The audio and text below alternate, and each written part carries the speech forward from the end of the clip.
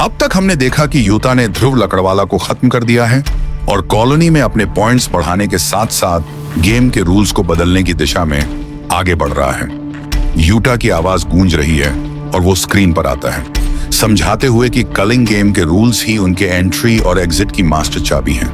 लेकिन ध्रुव जैसे players in barriers को रोककर पूरे सिस्टम को खराब कर रहे हैं, इसलिए यूटा ने उसे खत्म कर दिया है और अब वो 4 नए रूल्स ऐड करके इस खेल को अपनी तरफ मोड़ना चाहता है, क्योंकि शिबुया के बाद हर कोई एग्जॉस्ट है। गोजो का दोस्त गेटो, जिसे केंजाकू ने कब्जा कर रखा है, उसकी वजह से गोजो को दोबारा अपने दोस्त को मारने की नौबत आ सकती है और यूटा ये नहीं चाहता, इसलिए उसने तय किया वो खुद 400 पॉइंट्स इकट्ठा करेगा, केंजाकू को खत्म करेगा और इस पूरे नरक को खत्म करेगा। वो स्टेडियम के बाहर कुछ लोगों को सेफ जगह पहुंचाने का प्लान कर रहा होता है कि अचानक कॉकरोचों की नदी बह निकलती है, हजारों की तादाद में मांस खाते हुए, मानो जिंदा कीड़ों का सैलाब उतर आया हो। यूटा एक आदमी का हाथ पकड़ता है, लेकिन वो मारा जाता है। यूटा पर भी अटैक होता है और अब वो पीछे हटते हुए रीका को बुलाता है। रीका उन लोगों को कॉकरोचों से बचाती है और यूटा अपनी तलवार से एक एक करके उन कीड़ों को चीरता जाता है। कोगेन से पूछता है क्या ये कोई प्लेयर है, और कोगेन बताता है कि ये कोई और नहीं, कुरोरुशी है, एक कर्स स्पिरिट कॉकरोच का अवतार। और हैरानी की बात यह कि ये कर्स स्पिरिट भी कलिंग गेम का प्लेयर है। यूटा दूर से उस कॉकरोच जैसे शरीर वाले बंदे को देखता है और समझ जाता है कि ये लड़ाई आसान नहीं होगी, लेकिन वो पीछे हटने वाला नहीं है। वो नदी के किनारे आता है और कॉकरोच उस पर तेजी से हमला करता है, लेकिन यूटा यहाँ पे पूरी तरह डोमिनेट कर रहा होता है। कॉकरोच उल्टा सवाल पूछ रहा है, तुम इंटरफेयर क्यों करते हो, तुम हमें क्यों मारते हो?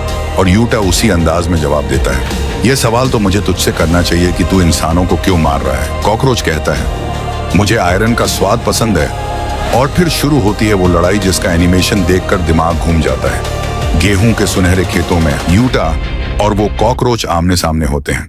यूटा जानता है कि वो पॉजिटिव एनर्जी से इस कर्स स्पिरिट को खत्म कर सकता है, लेकिन वो रिवर्स कर्स टेक्निक यूज नहीं करना चाहता, क्योंकि उसका राज किसी के सामने नहीं आना चाहिए। और रीका स्टेडियम में लोगों को बचा रही है, तो उसे अकेले ही इस कॉकरोच का सामना करना है।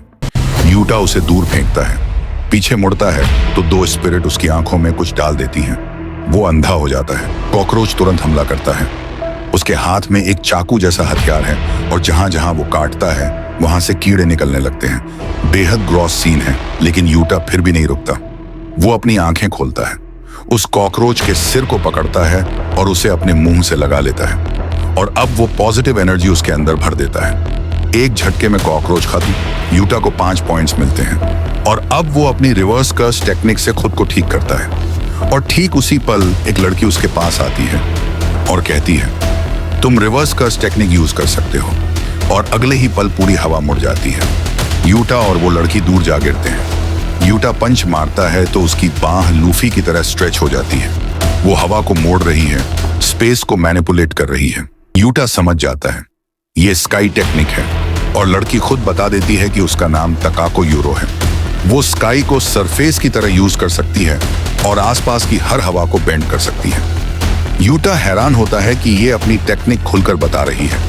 यूरो खुद चाह रही है कि वो अटैक करे और यूटा सवाल करता है, तू इतनी ताकतवर है, पॉइंट्स कहीं से भी ले सकती है, तो मुझसे इतनी एग्रेसिव फाइट क्यों कर रही है? यूरो का गुस्सा फूट पड़ता है। वो बताती है कि उसने किताब के साथ डील करके दोबारा जन्म लिया है। कलिंग गेम उसका पहला स्टेज है और वो यूटा को सजेशन देती है कि पॉइंट्स इकट्ठा करके आगे की सिचुएशन के लिए तैयार रहना चाहिए। लेकिन यूटा उसे और चिढ़ाता है, तेरा कोई दोस्त है, कोई पार्टनर? क्या तुझे अपने की पर रिग्रेट है? तूने सालों पहले सैकड़ों लोगों को मारा, लेकिन अब तू क्या चाहती है? सिर्फ अपने लिए। ऊरो का गुस्सा 7वें आसमान पर पहुंच जाता है। वो पूछती है, क्या तू फुजीवारा ब्लड से है? और फिर हमला कर देती है। ऊरो यूटा को हवा में उठाकर उड़ाती है, बुरी तरह पटकती है और ठीक उसी वक्त ग्रेनाइट ब्लास्ट, एक धमाका, लेजर बीम आती है और दोनों को लगती है। यूरो पहचान जाती है, ये रियू है। यूटा सोचता है, इस ब्लास्ट से कितने लोग मारे गए होंगे? यूरो के दिमाग में अब सिर्फ एक ही बात है, कॉकरोच गया, ध्रुव गया, अब इस अरायू को भी यहाँ घूमने नहीं दूंगी और ना ही यूटा को। और फिर शुरू होती है तीनों के बीच वो लड़ाई जो इस आर्क की सबसे जबरदस्त फाइट्स में से एक है। रियू के ग्रेनाइट ब्लास्ट लेजर की बीम्स, ट्रैजेक्टेड ब्लास्ट्स। यूटा डॉज करता है, पीछे से हमला करता है। रियू मुस्कुराते हुए कहता है, अभी मेरी भूख मिटी नहीं है, तू मुझसे पहले मर मत जाओ यूटा। और यूटा उसी अंदाज में पलटवार करता है। दोनों के बीच मुक्के, पटकी, लेजर, उड़ान, हर चीज का तांडव मचा है। रियू पूछता है, तू अपनी शिकेगामी क्यों नहीं बुलाता? रीका को क्यों नहीं बुलाता? यूटा कहता है, तब तो नहीं जब तू पागलों की तरह मुझे मार रहा है। और रियू अचानक पीछे मुड़कर टनल में चला जाता है। यूटा पीछा करता है। टनल के अंदर रियू अपनी लेजर को टनल के पूरे साइज का बना देता है। धमाका, यूटा बच जाता है। रायू के बाल ढीले हो जाते हैं। वो कंघी निकालकर बाल ठीक कर रहा है और फिर यूटा हमला करता है। रायू का कैनन बालों से बनता है। वो ब्लास्ट करने ही वाला होता है कि यूटा उसके मुंह पर पंच मारकर ब्लास्ट रोक देता है। रियू खुश हो जाता है, उसका स्वीट आ रहा है। लेकिन फिर रियू पावर निकालता है। यूटा हवा में उड़ जाता है। तभी पीछे से यूरो आकर यूटा को रोक लेती है। रियू चिल्लाता है, औरत तू क्या कर रही है, हट जा। और फिर वो ब्लास्ट छोड़ता है। यूरो स्काई बैंड करके उसी की तरफ लेजर मोड़ देती है। रियू को झटका लगता है लेकिन वो खुश है। पहली बार किसी ने उसकी टेक्निक उसी पर यूज की है। और अब वो यूटा को देखता है, समझ जाता है यूटा की कर्ज एनर्जी कॉस्ट बहुत ज्यादा है। वो थक चुका है लेकिन फिर भी उसके पास अभी भी पावर बची है। यूटा थोड़ा परेशान है। स्टेडियम में लोग अभी भी फंसे हैं, उसे जल्दी से यहाँ से निपटना है। और फिर वो रिंग पहनता है। रीका उसके बगल में आती है। रियू की आंखें चमक जाती हैं। रीका अपनी छाती से तलवारों का इन्वेंट्री निकालती है। रीका असल में यूटा की एक्सटर्नल टेक्निक है, एक कर्स एनर्जी रिवर्स, जो उस रिंग के जरिए यूटा से कनेक्टेड है। और इस कनेक्शन का मैक्सिमम टाइम सिर्फ 5 मिनट है। यूटा अपने मुंह पर इनुमा का साइन लगाता है, डोंट मूव। यूरो की बॉडी जम जाती है। रीका और यूटा मिलकर यूरो पर हमला करते हैं, लेकिन रियू पीछे से अटैक कर देता है। अब तीनों के बीच ट्रिपल थ्रेट मैच शुरू हो जाता है। रीका यूरो को मारने जाती है। यूरो स्पेस बैंड करके रीका का हाथ यूटा पर लगवा देती है। रीका का गुस्सा 7वें आसमान पर। अब तू मरी। रीका यूरो की बैंड बजाने लगती है। रियू यूटा पर अटैक करता है। यूटा बचता है। यूरो रीका को पछाड़कर वापस आती है। पूरी स्पेस बेंड करके यूटा पर थिन आइस ब्रेकर से अटैक करती है। और फिर अचानक सारा सीन ठहर जाता है। बैक स्टोरी शुरू होती है। यूरो कभी फुजीवारा क्लैन की डायरेक्ट असैसिनेशन स्क्वाड का हिस्सा थी, सन, मून और स्टार्स स्क्वाड, जो शैडो में रहते थे। और उन्हीं लोगों ने मिलकर यूरो को मार दिया था। और आज सदियों बाद उसी क्लान के वंशज के सामने वो खड़ी है और फिर से उसके रास्ते में रुकावट बन रहे हैं। यूटा उसकी तरफ बढ़ता है, इनुमा मार्किंग यूज करता है। यूरो कान बंद कर लेती है और तभी यूटा यूज करता है ध्रुव लकड़वाला की कॉपी की हुई टेक्निक। छोटे छोटे शिकेगामी जो एक पाथ बनाते हैं, एक डोमेन की तरह। जो भी उस पाथ को टच करता है डैमेज होता है।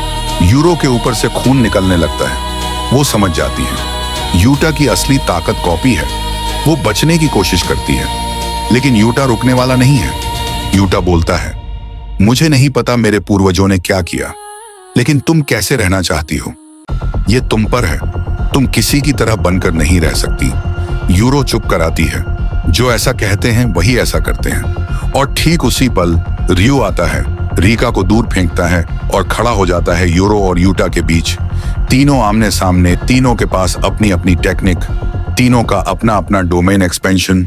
रीका चिल्लाती है, यूटा वापस आओ, लेकिन अब बहुत देर हो चुकी है। तीनों के डोमेन एक साथ फैलते हैं, एक विशाल गोला बन जाता है। और ठीक उसी वक्त उसी डोमेन के अंदर वो कॉकरोच फिर से आ जाता है। मर चुका था लेकिन उसकी टेक्निक उसे खुद को अलग जगह रखने की सुविधा देती है। और अब वो 3 डोमेन एक्सपेंशन के बीच में आकर खड़ा हो जाता है। चारों की एनर्जी टकराती है।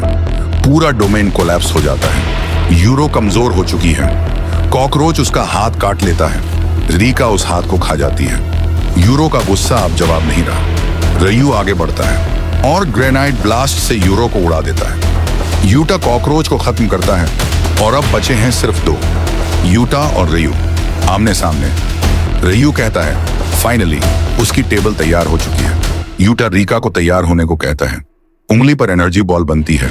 रीका को फुल मैनिफेस्ट करने के बाद यूटा हाई आउटपुट कर्स एनर्जी यूज कर सकता है और उसने रायू की ही टेक्निक कॉपी कर ली है, लेकिन उसका डिस्चार्ज रायू से थोड़ा कम है। इसलिए उसे पहले हमला करना होगा। रियू ने 400 साल से ज्यादा जिया है। उसकी भूख इतनी लंबी है कि यूटा का दिल पिघल जाता है। वो रायू को पहले अटैक करने का मौका दे देता है। बैकग्राउंड म्यूजिक आता है। दोनों एक साथ अपनी पूरी ताकत छोड़ते हैं। रायू का पहला अटैक डोमिनेट करता है, लेकिन यूटा दोबारा अटैक करता है। रायू तैयार होता है, लेकिन यूटा साइड से आकर हमला कर देता है। रियू कहता है, तूने डोमेन किया, बहुत कुछ किया, थक चुका है, अब खत्म करता हूं। वो ग्रेनाइट ब्लास्ट करता है, लेकिन यूटा की टेक्निक रिकवर हो चुकी है।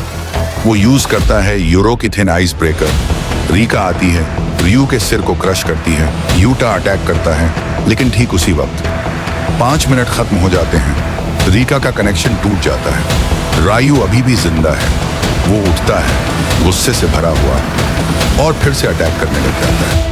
रीका का 5 मिनट वाला टाइम खत्म होते ही यूटा और रियू के बीच लड़ाई पूरी तरह हैंड टू हैंड फाइट में बदल जाती है, जहां रायू अपनी जबरदस्त कर्स्ट एनर्जी आउटपुट से यूटा पर भारी पड़ने की कोशिश करता है। लेकिन यूटा अपनी स्ट्रेटेजी, स्पीड और कॉपी टेक्निक्स का सही इस्तेमाल करके हर अटैक को काउंटर करता रहता है। धीरे धीरे यूटा सिचुएशन को कंट्रोल में ले आता है और आखिरकार रायू को हरा देता है। जहां रियू अपनी हंगर यानी सेटिस्फैक्शन वाली सोच के हिसाब से खुश होता है, क्योंकि उसे एक स्ट्रॉन्ग अपोनेंट मिल गया। वहीं यूरो पहले ही लड़ाई से बाहर हो चुकी होती है, जिससे यूटा को काफी सारे पॉइंट्स मिल जाते हैं और वह लगभग 400 पॉइंट्स इकट्ठा कर लेता है, जिससे वह गेम में नए रूल्स ऐड करने के अपने गोल के करीब पहुंच जाता है। और इस तरह एपिसोड का अंत यूटा को एक टॉप टियर सोर्सरर के रूप में एस्टैब्लिश करते हुए आगे आने वाले बड़े कॉन्फ्लिक्ट, खासकर केंजाकू के खिलाफ होने वाली लड़ाई के लिए सेटअप तैयार करता है। इसके आगे कुछ शॉर्ट सीन में सुकुना, केंजाकू, मेगुमी और यूजी की झलक भी दिखाई जाती है, जहां केंजाकू अपने बड़े प्लान के साथ आगे बढ़ता हुआ दिखता है। सुकुना का प्रेजेंस फील होता है, जो आने वाले खतरे को और बढ़ाता है। और दूसरी तरफ यूजी और मेगुमी की साइड भी थोड़ी दिखाकर यह सेटअप किया जाता है कि आगे सबकी स्टोरी एक बड़े टकराव की तरफ जाने वाली है।